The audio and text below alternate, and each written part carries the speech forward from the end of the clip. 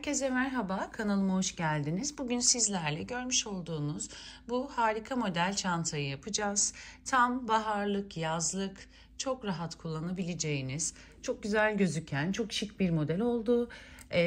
Bunu koton iple hazırladım. Siz dilerseniz kağıt iple, rafya iple, koton, yün, elinizde hangi ip varsa hepsini değerlendirerek hazırlayabilirsiniz. Şu şekilde fileli görünen bir çantadır. 35 santim genişliğinde yaptım. Dilerseniz daha geniş, daha küçük bir halde hazırlayabilirsiniz. Yine aynı iple çalışacağım. Çift büküm koton ipim.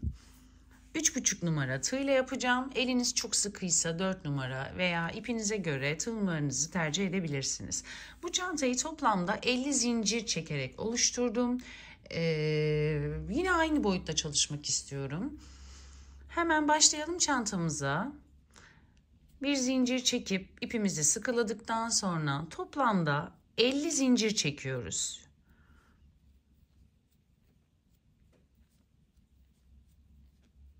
Evet, 50 zincirimi çekip geldim. Başlangıç için çift trabzan yapacağız bütün sıraları. Yani bütün ürünlerde çift trabzan devam edeceğiz. 50 zinciri çektikten sonra ilk trabzanı her zaman olduğu gibi zincir yaparak fazladan 2 zincir çekiyorum. 3 zincir değil. Bu 2 zincir benim ilk trabzanım sayılacak. Hemen 1 2 bakın şu şekilde 1 2. Bu benim ilk trabzanım. Hemen üçüncünün içerisine batarak trabzan yapıyorum. Bakın. 2 zincirlik yer benim ilk trabzanım sayılacak.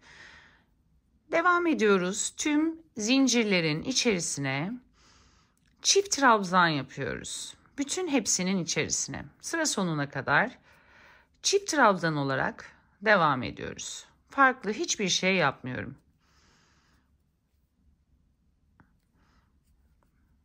Tüm zincirlerin içerisine çift trabzan batıyoruz.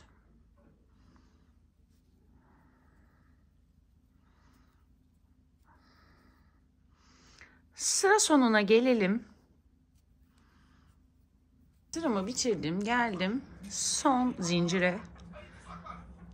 Hemen son zincirin içerisine de batıp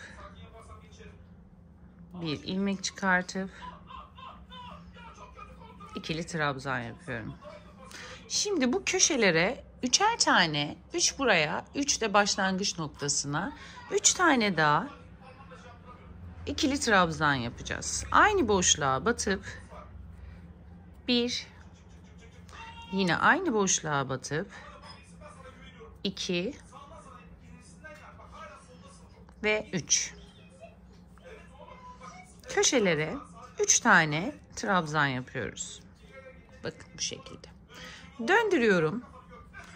Hemen karşısına bir ikili trabzan daha yapıyorum. Şimdi burada batmış olduğumuz ikili trabzanları, yapmış olduğumuz ikili trabzanların tam karşı noktalarına, zincirlere bu şekilde birer tane daha ikili trabzan yapıyoruz. Sıra gelen tüm ikili trabzanların karşısına birer tane daha ikili trabzan yapıyoruz. Sadece köşelere 3 tane yapıyoruz. Bu bizim artırmamız oluyor. Onun dışında başka herhangi bir artırma yapmıyoruz. Sıra sonuna kadar tüm aynı karşı noktalara birer tane ikili trabzan yapıyoruz. Son 2 zincir kaldı batmadığım. Hemen onlara da beraber batalım. İkili trabzan. Hemen başta 2 tane zincir atmıştık. Zincirin en altta kanatlarından birine batıyoruz ve son çift trabzanımızı yapıyoruz. Şimdi diğer köşede yapmış olduğumuz gibi son batmış olduğumuz sık trabzanın içerisine aynı noktaya batarak köşeleri yapıyoruz. 2 ve 3 tane ikili trabzan yapıyoruz. Bakın burada artık birleştirerek kapama yapıyoruz. İlk yapmış olduğumuz 2 zincirin hemen yanındaki çift trabzanın tepe boşluğuna tığımızı batırıp ilmek çıkartıp diğer ilmekten geçirip bir zincir çekiyoruz. Kapama yöntemimiz böyle olacak. Hemen 2 zincir çekelim. Aynı noktaya batacağız yine. Kaydırma yaptığımız noktaya batıp ikili trabzan yapalım. Bundan sonra artık hiçbir şekilde arttırma yapmıyoruz. Köşede yapmış olduğumuz 3 trabzanlık arttırmalara da birer tane batıyoruz. Tüm trabzanların tepe noktalarına birer tane batıp birer tane çift trabzan yapıyoruz. Kapama noktasına gelene kadar farklı hiçbir şey yapmıyoruz. Tüm tepe boşluklarına batıp birer tane çift trabzan yapıyoruz. Devam edelim bu şekilde. Sıra sonuna kadar gelelim. Çift trabzan yapıp ve kapatalım. Geldim son noktaya.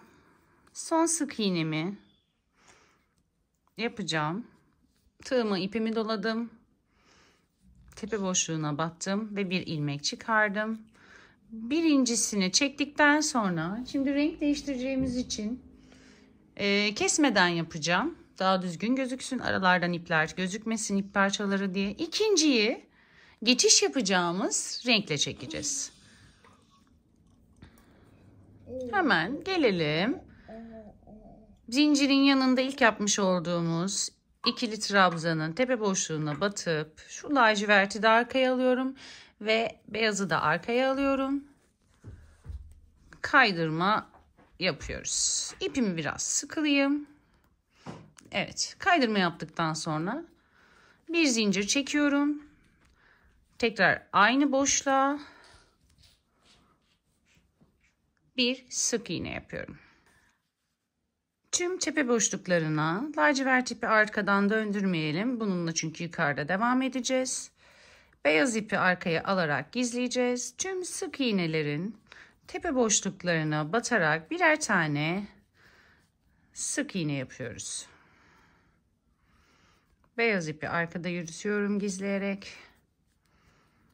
Kalan parçaları sonra makasla keseriz. Bu sırayı sadece sık iğne şeklinde devam ettiriyorum.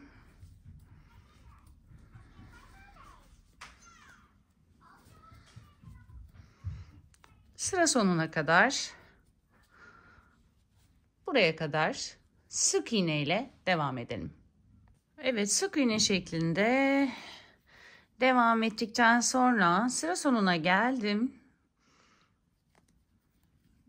Lacivert ipimi tekrar geçireceğim. Çünkü bir üst sıraya lacivertle devam edeceğiz. İlmek atlamamak için kontrol ediyorum. Evet.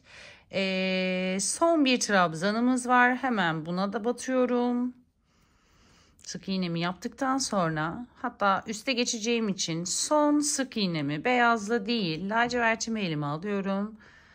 Kapamayı lacivertle yapıp ilk yapmış olduğumuz sık iğnenin tepe noktasına batarak ilmek çıkartıp kapama yapıyorum. Evet, bakın bu şekilde. Şimdi 1, 2, 3, 4, 5, 6 zincir çekiyoruz. 6 zincir çektikten sonra 1, 2, 3. 3 kere tığımıza ipimizi doluyoruz. Beyaz ipimiz arkada kalsın, devam ettireceğiz. 3 kere doladıktan sonra bunu bir boşluk yapıyoruz. Bir boşluk bırakacağız aralarda. Buradaki sık iğnenin tepesini bir boşluktan sayıyoruz ve hemen yanındakine batıp 1,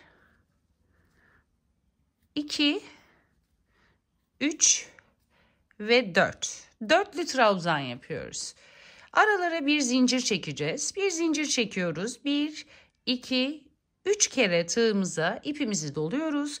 Bir boşluk bırakıyoruz. Hemen yanındaki 1, 2. İkinci sık iğnenin tepesine batıp 1, 2, 3, 4. Dörtlü trabzan şeklinde devam edeceğiz. Aralarda bir zincir, 1, 2, 3 kere tığımıza ipimizi doluyoruz. Bir boşluk bırakıyoruz. Hemen yanındakine batıp 1, 2, 3, 4. Aralarda bir zincir, 3 kere doluyoruz. Dörtlü trabzan yapıyoruz. 1, 2, 3, 4. Bir zincir, 1, 2, 3 kere doluyoruz. Bir sık iğne, boşluk bırakıp hemen yanındakine batıp 1, 2, 3, 4. Dörtlü trabzan şeklinde sıra sonuna kadar aralarda bir boşluk bırakarak ve bir zincir çekerek devam ediyoruz. Bu şekilde bir motif oluşturacağız. Son bölümü yaptım. Bir zincir çekiyorum. Beyaza geçeceğim. Hemen. Bakın. Burası yapmış olduğumuz dörtlü trabzanın tepe boşluğu. Buraya değil, hemen bu bir zincirlik bölüme değil, yanındakine, yani 5. zincirin içerisine batıp beyaz ipimi alıyorum ve beyaz ipimle bir kaydırma yapıyorum. Zincir çekeceğim. Çok sıkı yapmayın. İp germesin çantanızın burasını. Onu ayarlayarak yapın. Hemen bir zincir çektikten sonra aynı noktaya, kaydırma yaptığımız noktaya sık iğne yapıyoruz. Burada boşluk olan kısma, bir zincirlik kısma sık iğne yapıyoruz. Ve hemen ilk yapmış olduğumuz dörtlü trabzanın tepesine bir sık iğne yapıyoruz. Bu şekilde boşluğa ve trabzanların tepesine birer tane sık iğne yaparak devam ediyoruz. Ara boşluklara ve trabzanların tepesine. Ara boşluk, trabzan tepesi.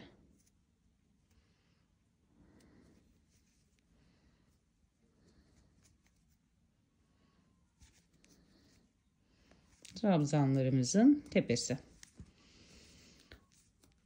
Tamamıyla yine aşağıda olduğu gibi sık iğne şeklinde devam edeceğiz. Ara bir zincirlik boşluğa ve trabzanımızın tepesine. Boşluğa ve tepeye. Bu şekilde sık iğne yaparak zincir ve trabzanların tepelerine tamamıyla sık iğne şeklinde devam ediyoruz. Evet, sık iğne şeklinde devam ediyorum.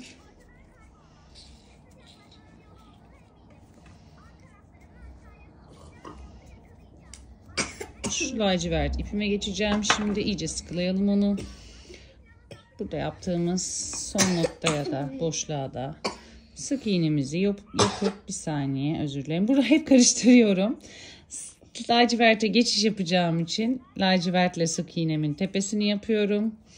Şimdi hemen ilk sık iğnenin tepe boşluğuna batıp beyazı da arkaya alıp bir zincir çekiyorum. Beyaz burada kalsın. Yürütmeyeceğim onu. Çünkü yukarıya doğru devam ettireceğim. Ya siz isterseniz direkt ipi keserek de farklı bir renge geçiş yapabilirsiniz. Ama ben daha önceki çantamda yaptım. Böyle aralarda hep bir sürü önden gözüken, çünkü boşluklar olduğu için ipler kaldı. Çok hoşuma gitmedi. O yüzden böyle yapmak istiyorum. Burada sadece mesela geçiş yapacağım. Şu beyaz ip arada gözüküyor ama çok problem olmayacak diye düşünüyorum. Laciverte geçiş yaptık. Yine tabandaki sistemi yapacağız. Bakın buradaki sistemi. 1, 2 zincir çekiyorum. Aynı boşluğa. İkili trabzan. Yandaki tepe boşluğuna ikili trabzan. Yanındakine ikili trabzan. İkili trabzan şeklinde devam ediyorum. Videoyu çok uzun anlatmak istemiyorum. Çünkü burada olması gereken, aslında bakın yapılması gereken çok basit bir işlem. Ne yaptık biz? Göstereyim. Çift trabzan yaptık. Tabanımızı oluşturduk. Bir sıra farklı renkte sık iğne yaptık. Dörtlü trabzan yaptık. Tekrar aynı beyazla sık iğnemizi yaptık. Şimdi 2 sıra çift trabzan yapacağız. Yani oldukça basit bir model aslında. 2 sıra çift trabzan devam edeceğiz. Farklı hiçbir şey yapmıyoruz. Bu birinci sıram. Videoyu hiç uzatmayalım. Birinci trabzan, ikinci ikili trabzan sıramızda yapalım. Yani 2 tane çift trabzan sırası yapacağız burada gördüğünüz gibi. Sonra tekrar sık iğne şeklinde bir sıra yapacağız. Sonra tekrar üste geçeceğiz. 2 sıra çift trabzan yapalım. Sonra buluşalım. Sıra sonuna geldim. 2 sıra çift trabzan yaptım. Son sıramı yapıyorum. Beyaza geçeceğim. Birincisini yaptıktan sonra ikinci trabzanın tepesine beyazla geçiyorum.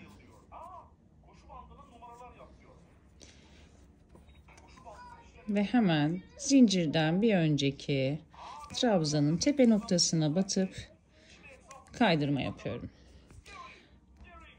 Sık iğne yapacağız yine aynı buradaki gibi. Aynı noktaya batıyorum. Tüm tepe boşluklarına batarak birer tane sık iğne yapıyoruz. Videoyu ben burada keseceğim. Direkt yukarıya çıkacağım. Ve sap kısımlarına geçelim istiyorum. Çünkü mantık aynı. Bakın arkadaşlar. Şimdi oturacak gösteriyorum hemen sizlere. Mantığımız bu arkadaşlar.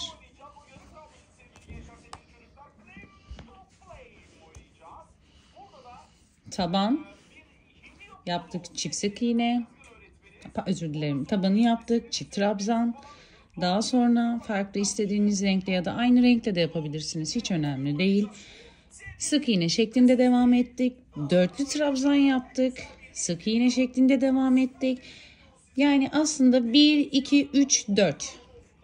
4 sıra bizim için önemli olan. 4 sırayı bitirince üste geçiyoruz. Yine aynısını yapıyoruz. Üste geçiyoruz. Yine aynısını yapıyoruz.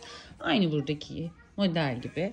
Önemli olan bu sırayı bitirmek. Bu sıradan sonra hemen üzerine bir tane daha aynı sıra. Üzerine bir tane daha aynı sıra. Üzerine bir tane daha aynı sıra. Toplamda 1, 2, 3, 4 tane yaptım ben. 4 sıra yaptım. Yani 1, 2, 3, 4 tane kafesli model yaptım. 4 tane de trabzan şeklinde sıkı bir model yaptım. Burada da devam ettirmeyeceğim videoyu. Yapacağımız işlem çünkü aynı olacak. Sık iğne yapacağım. Üzerine 4 trabzan yapacağım. Tekrar sık iğne ile geçtikten sonra 2 sıra çift trabzan yapacağım. Sonra tekrar sil baştan aynısını yapa yapa yukarıya çıkacağız. Bu şekilde gelmek istediğiniz yere kadar çantanızı uzatın. Daha sonra sap kısmını yapmaya geçelim. Ben 1, 2, 3, 4 kafes yapmışım. 4 kafesten sonra 2 sırada çift trabzan yapıp bir sırada sık iğne yaptım. Siz de bu şekilde eğer aynı ebatta istiyorsanız bu şekilde devam edebilirsiniz. Şimdi bunu videoyu hiç uzatmadan dilediğimiz yere kadar istediğiniz şekilde çantanın boyunu yukarıya doğru çıktıktan sonra kulp kısımlarını beraber yapalım. Bunu şimdi istediğiniz yere kadar uzatın, sonra kulplara geçelim. Evet, çantamı gelmesini istediğim yere kadar uzattım. Benimki bitti. Bu şekilde oldu. Bakın oldukça muntazam. Ben toplamda 1, 2, 3, 4 kafes yaptım. Aynı diğer görseldeki modelde olduğu gibi. Siz istediğiniz kadar uzatıp istediğiniz kadar kısa tutabilirsiniz. Hemen size ölçü veriyorum. Toplamda 33 santim. Genişliğimiz de 40-41 santim oldu. Şimdi direkt sapları yapmaya başlayalım. Sapları şu şekilde yapacağız. Ortalayalım. Çantamızı dümdüz serelim lütfen masaya. Hemen bir ne demiştik? 40 santim demiştik. 10 santim burada bırakalım. 10 santim de buradan alalım. Bakın 10 santim de buradan aldım.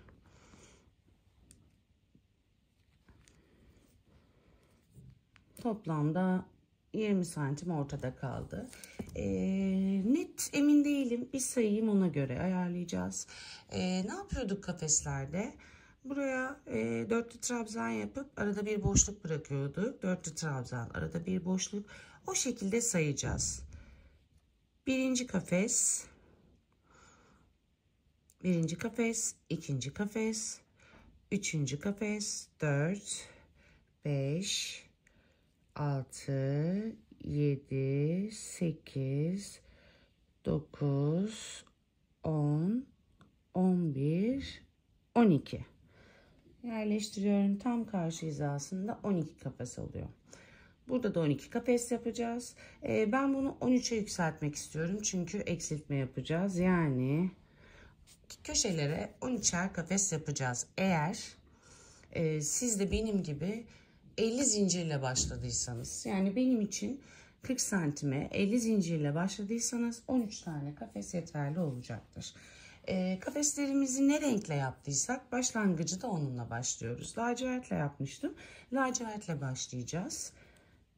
Hemen şuradan 13 kafes olacak şekilde ayarlayacağız. Bir zincir çekip ipimi sıkılıyorum. Şimdi kafes yapımına artık sapımıza başlayabiliriz. Evet. İlk kafesimizi yapıyoruz. Zincir çekerek yapıyorduk kafesimizi. 13 tane kafes yapacağız. 1, 2, 3, 4, 5. Burada ortaya attığımız bir zincirlik 6 yapıyorduk. Bir zincirlik yeri atlıyoruz. Yani ortaya zincir çekmeyeceğiz.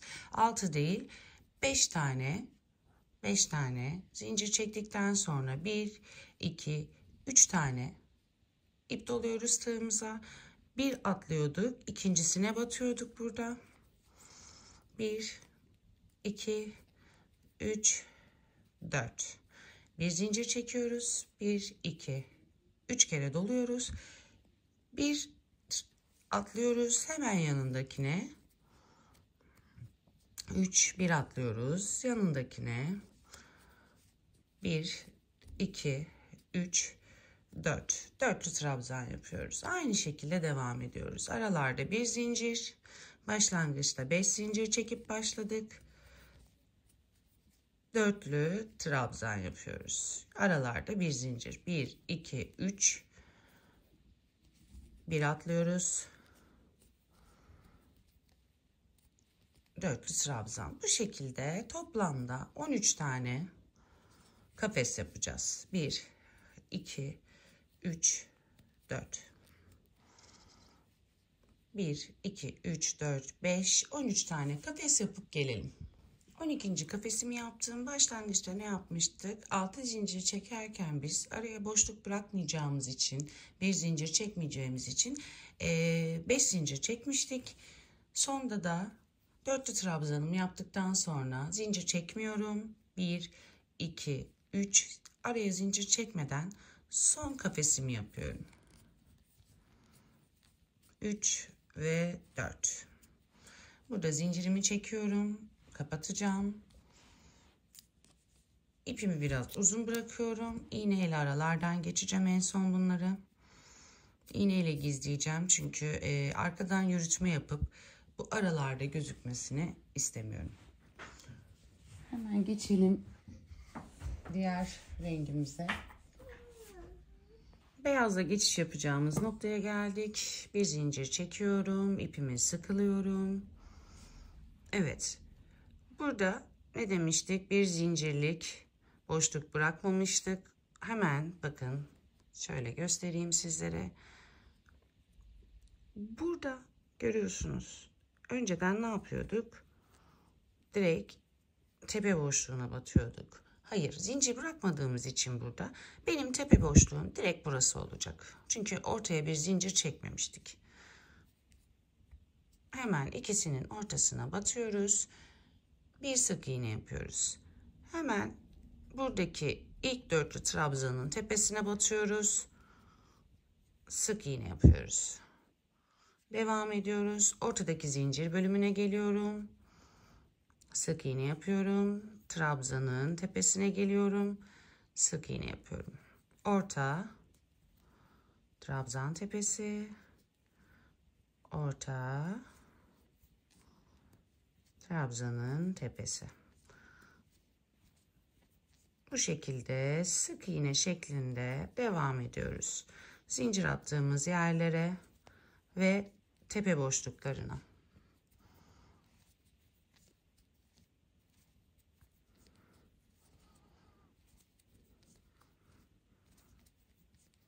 Devam ediyorum. Videoyu kesmeyeceğim. Sıra sonuna kadar gelelim beraber.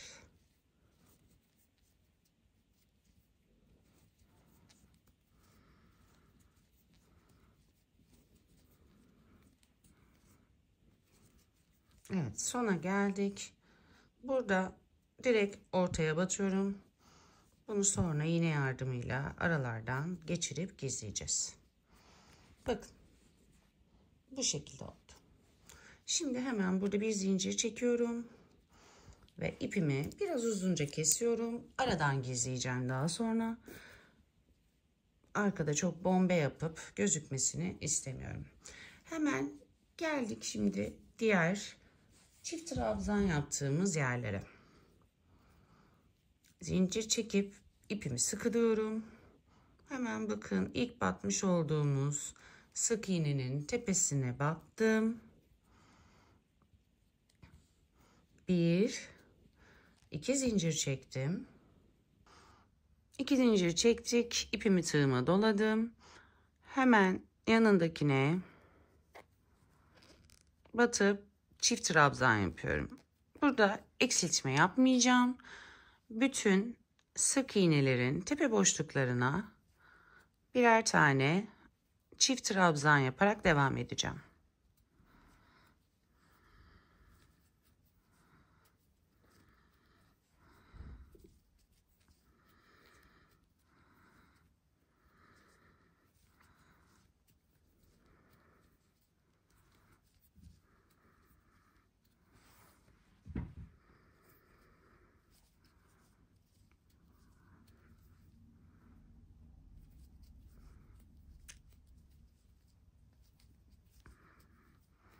Aynı gövdede, çantamızın gövdesinde yapmış olduğumuz model sistemini çanta saplarında da kullanıyoruz. Sadece yukarıya çıkarken eksiltme yapacağız. Burada hiçbir eksiltme yapmıyorum. Gördüğünüz bütün tepe boşluklarına birer tane çift trabzan.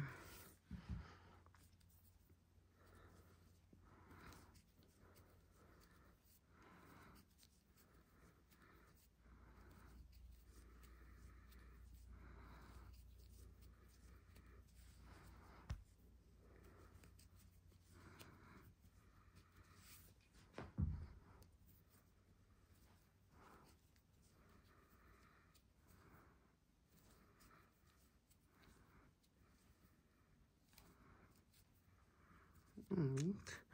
İpimi gizleyeceğimi söylemiştim. Bir tanesinin içine alayım, gizlemem daha kolay olsun. Son trabzanımı da yaptım. Bir zincir çekiyorum. Özür dilerim, 2 zincir çekiyorum ve örgümü ters çeviriyorum. Burada birer eksiltme yapacağız. 2 zincir çektikten sonra ipimi tığıma doluyorum. Bakın hemen 2 zincir çektiğimiz noktanın bir öncekini atlıyoruz. Hemen 2 zincir çektiğimiz nokta bir öncekini atlıyoruz. Diğerine batıp çift trabzan yapıyoruz. Siz isterseniz eksiltmeyi şu şekilde de yapabilirsiniz. Bir zincir çektikten sonra hemen dibindekine batıp ilmek çıkartıp bir tanesini çektikten sonra diğerine batıp bu şekilde bir eksiltme yapabilirsiniz.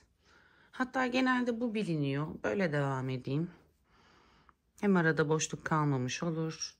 Tekrar gösteriyorum. İpimizi ters çevirip 2 zincir çektikten sonra tığımıza ilmeğimizi alıp hemen bakın Burası zincir çektiğimiz yer. Hemen yanındakine batıp tığımızda 2 tane, bir tanesini çekiyoruz. 2 tane ilmek kalıyor. Tekrar doluyoruz. Hemen yanındakine batıp ilmek çıkartıp ikisini bir ve üçünü bir yaptım. Bakın eksiltmiş olduk birer tane. Devam ediyoruz. Bir de sonda eksiltme yapacağız. Onun dışında başka yapmıyorum. Çift trabzan olarak örgüme devam ediyorum.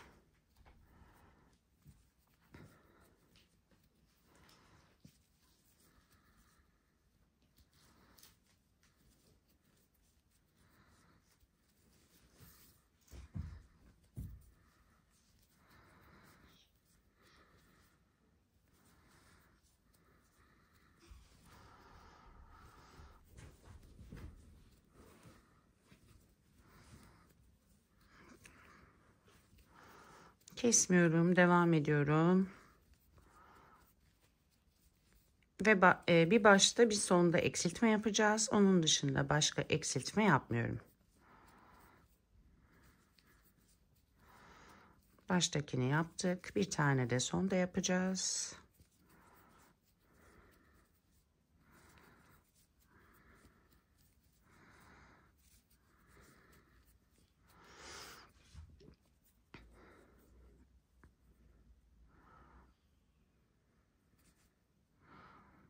Bakın.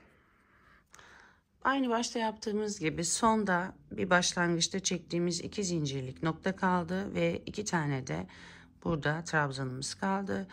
İpimizi ilmeğe doluyorum. Bir ilmek çıkartıyorum. Tekrar doluyorum. Yanındakine batıp ikisini bir, üçünü bir çektim. Hemen dibindeki zincirimize 2 zincirlik çektiğimiz noktanın tepesine batıp trabzan yapıyorum. Bu şekilde daha güzel gözüküyor. Çünkü içlere kıvrılmıyor. Hemen bir zincir çekiyorum. Burada sık iğne yapacağım için arada gizleyebilirim. Ama tersten başlamak istemediğim için iğne yardımıyla bakalım. Yok, aynen bunu gizleyebilirim. Burada çünkü tersten başlamak istemediğim için bunları bıraktım. İğne yardımıyla içeriye sokacağım. Düz yere geldi. O yüzden bunu arada gizleyebilirim. Şimdi tekrar sık iğnelik geçişlerimizi yapıyoruz. Hemen diğer renk ipimi aldım. Zincir çektim ve sıkıladım. Hemen bakın. İlk ilmeğin, sık iğnenin ortasına batıyorum. Ve bir sık iğne yapıyorum. İplerimi arkada yürütebilirim. Devam ediyoruz. Zaten artırma yapmıştım. Burada eksiltme yapmıştım. Bu sırada eksiltme yapmıyorum. Devam ediyorum direkt. Tüm sık iğnelerin tepe boşluklarına batarak tüm trabzanların, özür dilerim, tepe boşluklarına birer tane sık iğne yapıyoruz.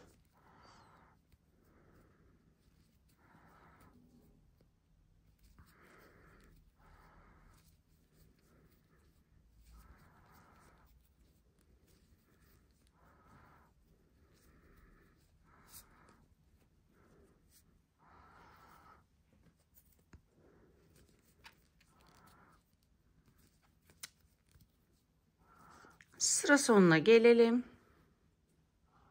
Sonuna geldim. Bakın eksiltme yaptığımız noktaya sık iğne yaptım.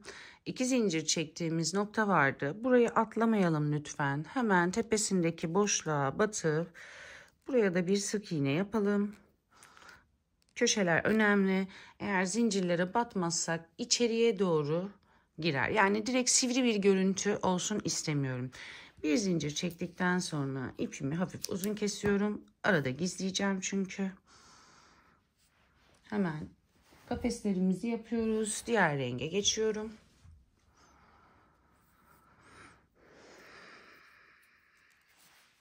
Evet. Son kafesim olacak. Başlangıçta 13 kafesle başlamıştık. Şimdi 11'e düşmüş olması gerekiyor. Hemen ilk sık iğnenin tepesine battım. 1, 2, 3, 4, 5. Ortada zincir çekmiyorduk. Devam ediyorum. 3 kere tığımı doladım. Bir boşluk atladım. Hemen ikincisine 1, 2, 3, 4. Dörtlü trabzan yapıp zincir çektim. 3 kere doladım. Yanındakine değil, bir boşluk atlıyoruz. Aralarda zincirlerimiz var.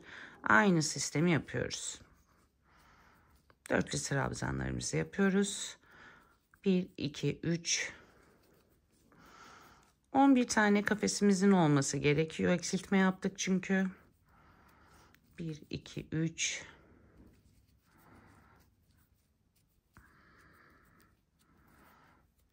1, 2, 3. Arada zincir çekmeyi unutmayın lütfen. 1, 2, 3. Sadece başlarda zincir çekmeden 5 zincirle başlıyoruz. Alt tabanda 6 zincir yapıyorduk hatırlarsanız başlangıçlarda. 1, 2, 3. Devam ediyorum. Zincir 1, 2, 3. Bu arada çok uzun geldiyse 4 trabzan, kafesleri üçlü trabzan da yapabilirsiniz. Eğer bunlar uzun geldiyse çantanın gövdede ve sapında üçlü trabzan da yapabilirsiniz. 1, 2, 3. Devam ediyorum. Son kafesimi yapacağım. 1, 2, 3. Evet, son yere battım. 1, 2, 3, 4. Bir zincir çekiyorum ve ipimi biraz uzun kesiyorum. Bakalım. 1, 2, 3, 4, 5, 6, 7, 8, 9, 10, 11 kafesimiz. Evet, eksiltmemizi yaptık. Kafesimiz bu şekilde oluştu. Ben kafesi daha fazla yapmayacağım. Diğer çantamda da çünkü 2 kafes yapmıştım. Sap kısmında hemen onu da göstereyim sizlere. Bakın. 2 kafes benim için yeterli olmuştu. Ama siz dilerseniz yukarıya doğru da kafes kafes çıkabilirsiniz. Ben kafes kafes çıkmak istemiyorum. Hemen beyaz ipimle beyaz sık iğne şeridimi geçeceğim. Burada da yine aşağıda olduğu gibi ortasına batarak başlayacağım. Zincirin içine değil, tam ortasına sık iğne yaptım. Tepe boşluklarına sık iğne yapıyorum.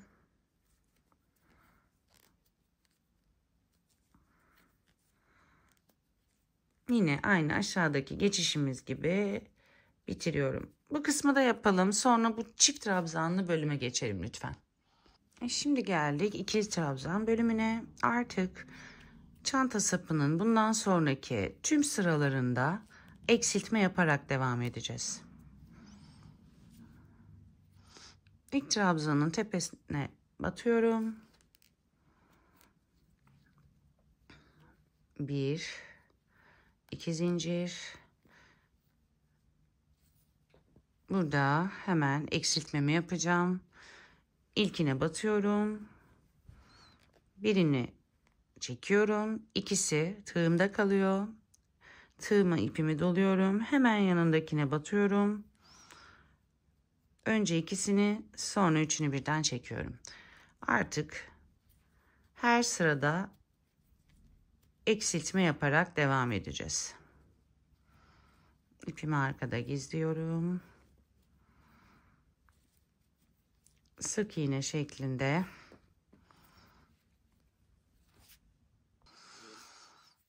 ikili trabzan yaparak sıra sonuna kadar devam edeceğim. Sıra başında ve sıra sonunda birer tane eksiltme yapacağım. Her sırada eksiltme yapıyoruz. Artık benim için kafes bölümü bitti. Siz isterseniz bir sıra daha kafes yapabilirsiniz eksilterek. Daha sonra sapı çıkabilirsiniz. Ben artık kafes yapmayacağım.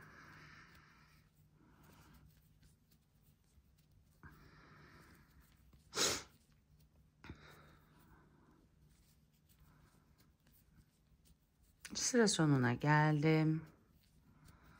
Bakın 1, 2, 3 tane ilmeğim kaldı. Hemen 3 tane kaldıktan sonra ipimi tığa doluyorum. Yanındakine batıp 2 tanesini çekiyorum. 2 tanesi tığımda kalıyor. İpimi tığıma doluyorum. Yanındakine batıp 2 tanesini bir, üçünü bir çekiyorum. Ve buraya da başta 3 zincirlik köşelerde tam buradan eksiltme yapmıyorum. 2 zincirlik noktaya hemen bir trabzan yapıyorum. Dönüyoruz. 1, 2 zincir. Her sırada eksiltme yapacağız. Şimdi burada yapıyoruz eksiltmemizi. 2 zincir çektim, döndüm, ipimi tığıma doladım. İkisini çektim, ikisini bıraktım, ipimi tığıma doladım. Yanındakinden ikisini çektim ve üçünü bir çektim. Devam ediyorum sıra sonuna kadar. İkili trabzan yapmaya.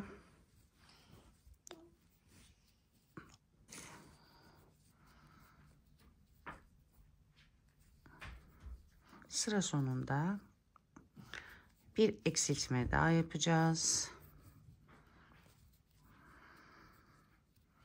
Her sırada bundan sonra artık trabzan örmeye devam edeceğim ve her sırada eksiltme yapacağım.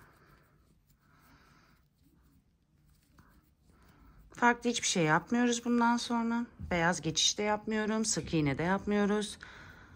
İkili trabzan.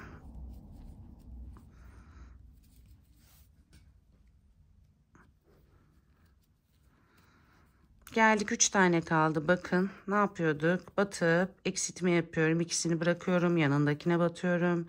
İkisini çekip üçünü bir çekip buraya da zincir kısmına içine gömülmesini istemediğim için bir trabzan yapıyorum. 2 zincir çekiyorum. Döndürüyorum. Aynısını aşağıda da yapıyoruz. Bakın zincir çekiyorum. Zincir çektiğimizin yanındakine batıyorum. İlk trabzanımı yapıyorum. İkisi burada kalıyor. Yanındakine batıyorum. İkisini bir, üçünü bir. Devam ediyorum. Sıra sonunda da aynı işlemi yapacağız. Bundan sonra farklı hiçbir şey yapmayacağız.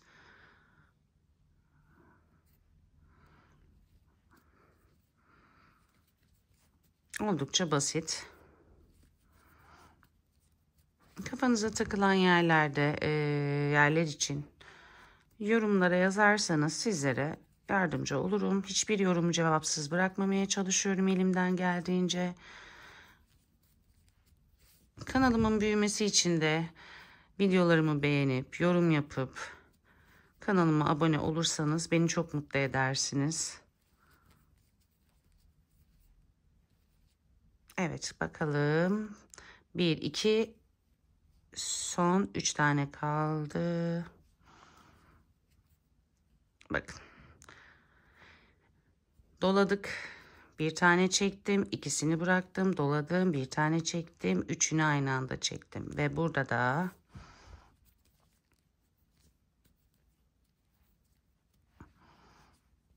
bir bakmak istiyorum. Ters olduğu için göremiyorum maalesef. Zincir noktası vardı. Özür dilerim.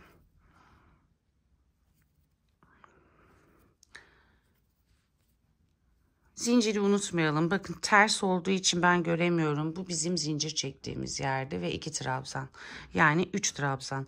Buraya normal bir ikili trabzan yapıyorum. Şimdi eksiltme yapacağım. 1 bıraktım. İkisini bir, üçünü bir ve burada bakın 2 tane zincir çektiğimiz nokta vardı. Oraya da bir trabzan yaptım. Bunları yapıyorum. Hemen size neden olduğunu anlatayım. Eğer direkt zincirden başlarsak, onu da denedim çünkü. Direkt zincirden başlayarak eksiltme yaparsak ya da zinciri saymazsak burada boşluklar oluyor, hafif boşluklar oluyor ve çok içe doğru kayıyor. Yani biraz daha nasıl anlatayım size? Daha çabuk darlaşıyor. Ben daha çabuk darlaşmasını istemediğim için biraz daha hani tam üçgen şeklinde böyle darlaşmasını istediğim için muntazam bir şekilde eksiltmeyi bu şekilde yapıyorum. Yani siz dilerseniz bildiğiniz şekilde de eksiltme yapabilirsiniz. Ama böyle yaptığında daha uzun uzadıya eksilmiş oluyor. Eğer direkt zincir noktalarına da batmazsam, ben zincir noktalarının tepesine trabzan yapmazsam çabuk bir şekilde inceleyecek çantam. Onun olmasını istemediğim için eksiltmeyi bu şekilde yapıyorum. Şimdi artık farklı hiçbir şey yapmayacağım. Videoyu burada kesmek istiyorum. 2 zincir çekiyoruz. Hemen yanındakine bakın, her sırada eksiltme yapacağım demiştim. Her sırada eksiltme yaparak devam ediyorum.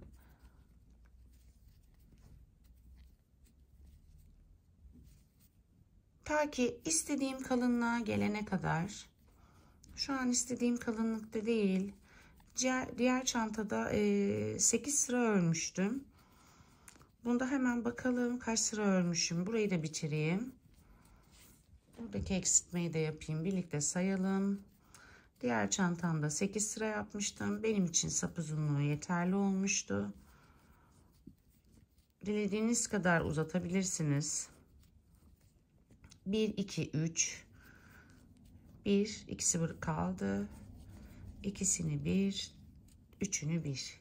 Zinciri unut. Bakın demek istediğim bu. Eğer zincire batmazsanız böyle eksiltmeler oluyor. O yüzden bunu istemediğim için zincir tepesine de bir trabzan yapıyorum. Muntazam bir şekilde eksiltme yapıyorum. Kaç sıra eksilttiğime bakalım. 1, 2, 3, 4 sıra yapmışım. 4 sıra daha yapacağım.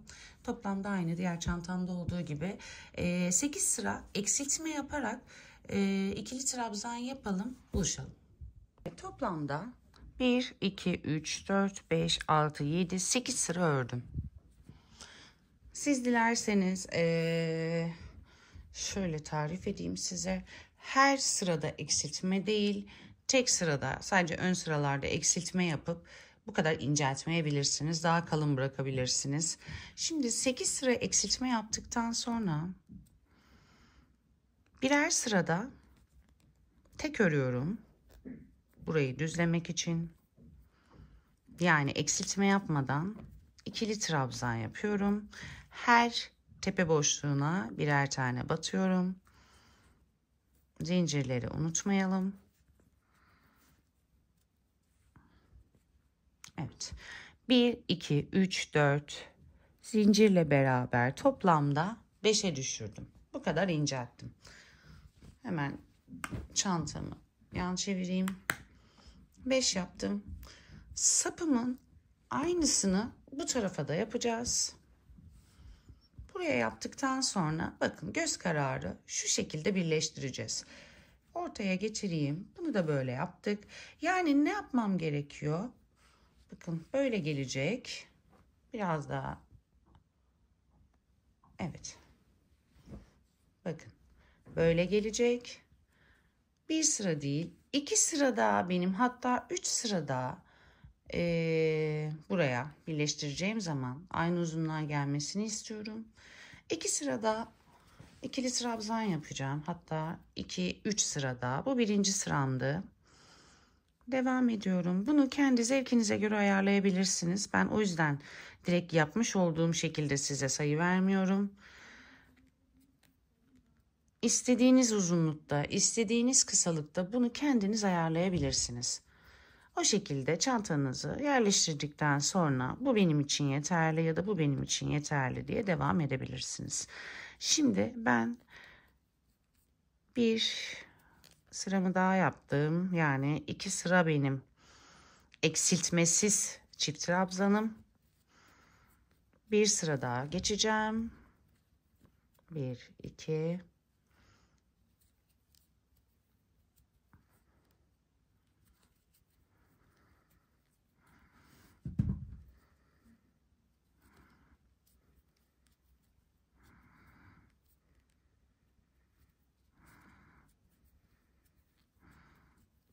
1, 2. Bu da son olacak. Hemen aynı yapmak istiyorsanız birebir aynı size sayı vereceğim tekrar.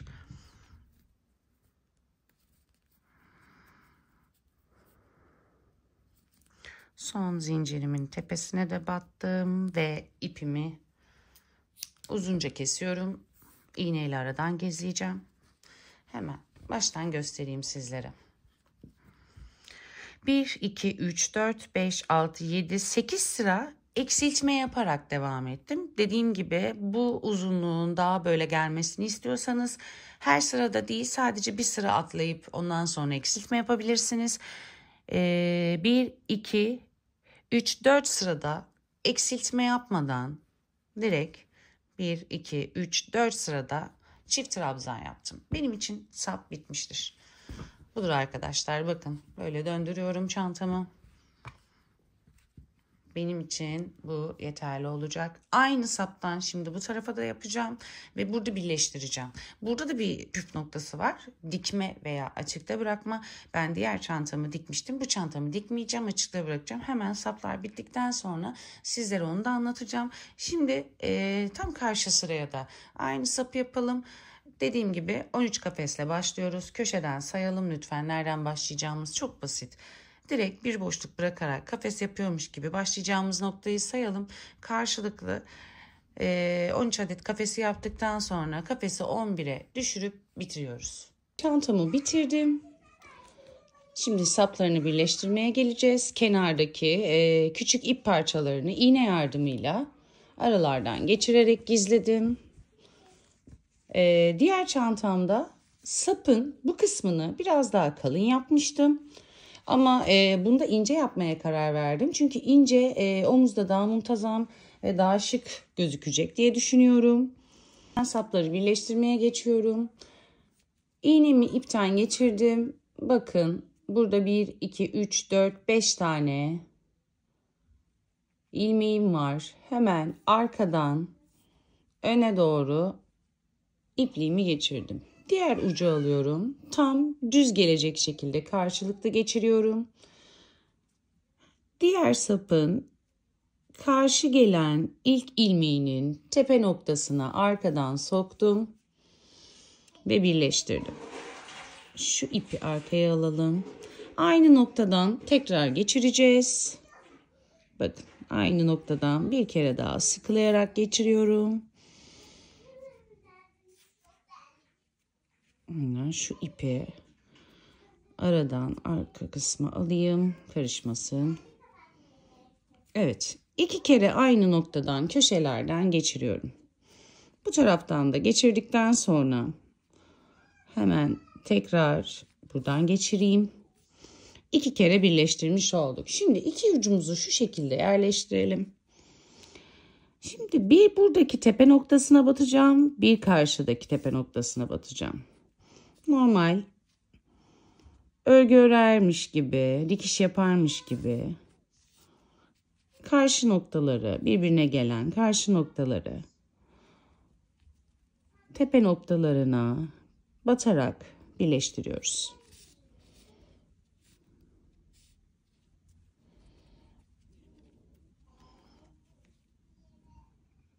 Zincirli noktaya geldim. Köşelerden 2 kere aynı noktadan birleştirme yapacağım. Sağlam olsun ve düz dursun diye.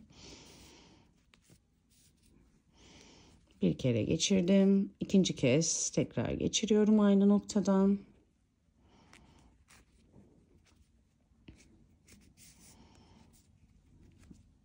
Evet.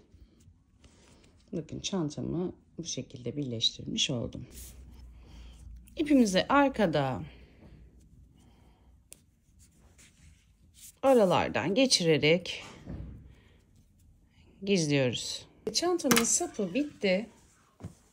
Bakın bunu daha uzun yaptım diğerine göre. Daha aşağıda durması için. Şimdi size birkaç püf noktası anlatacağım.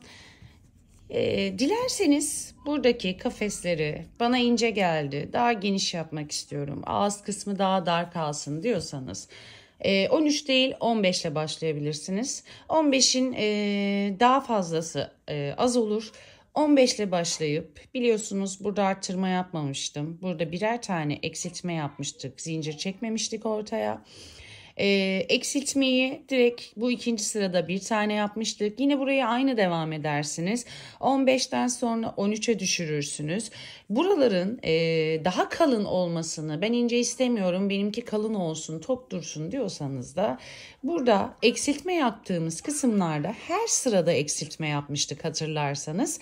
Atıyorum burası bizim çantamızın düz kısmı, ön kısmı. Ön kısımda eksiltme yapmaz, düz devam edersiniz. Yani ön kısmı hepsine tek batıp ikinci ters yöne geldiğinizde arka kısımda birer eksiltme yaparsınız. Öne geldiğinizde hiç eksiltme yapmazsınız. Her bir tepe noktasına tek batarsınız. İkinci arka kısma geldiğinizde diğerinde birer eksiltme yaparsınız. Bu şekilde yaparsanız bu kadar incelmez. Ben bunun ince olmasını istediğim için bu şekilde yaptım. Ama benimki daha kalın dursun istiyorsanız sadece ön sıralarda tek, ön sıranın ikincisi, yani birinci sırada hiç eksiltme yapmayın. İkinci sırada eksiltme yapın. Buralarda otomatikman daha kalın olur. Şimdi içeriden şu şekilde bir toparlama yapacağım. Onu da hemen göstereyim. İğnemize ipimizi geçiriyoruz. Hemen çantamızın, kameramı düzeltmek istiyorum rahat görmeniz için. Çantamın bakın iç kısımda ters çeviriyorum.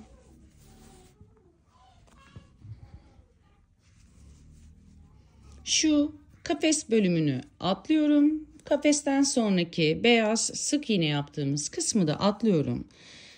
Geldik trabzan yaptığımız yerlerde sadece şurada görüyorsunuz bakın. İnce tek kanatlar var. Bu kanatlara batarak ipimi biraz uzun bırakıyorum. Bir dikiş yapacağız. Bakın. Tek kanat, tek kanat.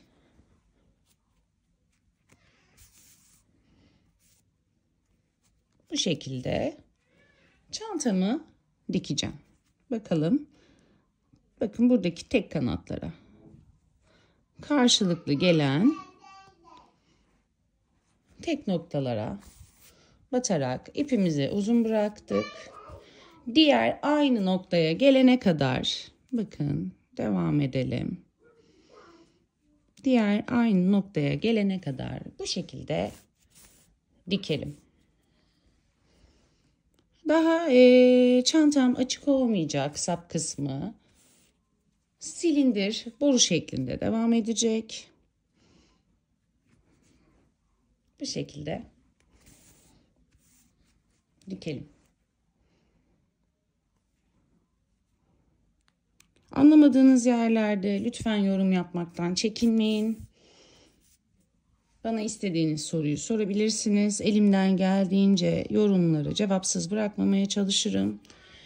Şimdi yine bu şekilde bakın silindir şeklinde kapandı. Diğer tarafın aynı noktasına gelene kadar tek noktalardan dikmeye devam edelim. Bu noktaya da ipimi geçirdim, battım. Şimdi ipe iç kısmı alacağım. İç kısımda döndürüyorum. Gizleyeceğim. Bunu yapmak zorunda değilsiniz. İsterseniz az önceki ham haliyle de çantanızı kullanabilirsiniz. Benim bu şekilde hoşuma gittiği için ben bu şekilde yapıyorum. Dediğim gibi çantanızı istediğiniz kadar yükseltip istediğiniz kadar kısaltıp sap kısmını da istediğiniz kadar kalınlaştırarak hazırlayabilirsiniz. Oldukça basit bir model. Belli bir iki teknikle devam ediyor. Onun dışında farklı hiçbir şey yapmıyorsunuz. İpimi de aradan gizledim. Çantam şu an bitti. Şurada başlangıçtaki ipim kaldı. O ipi de aradan gizleyerek geçirelim. Çantam bitti. Bütün iplerimi gizledim. Gayet muntazam ve güzel oldu. Bu ince yaptım. Diğeri daha kalındı. Şu an satıldığı için onu gösteremiyorum.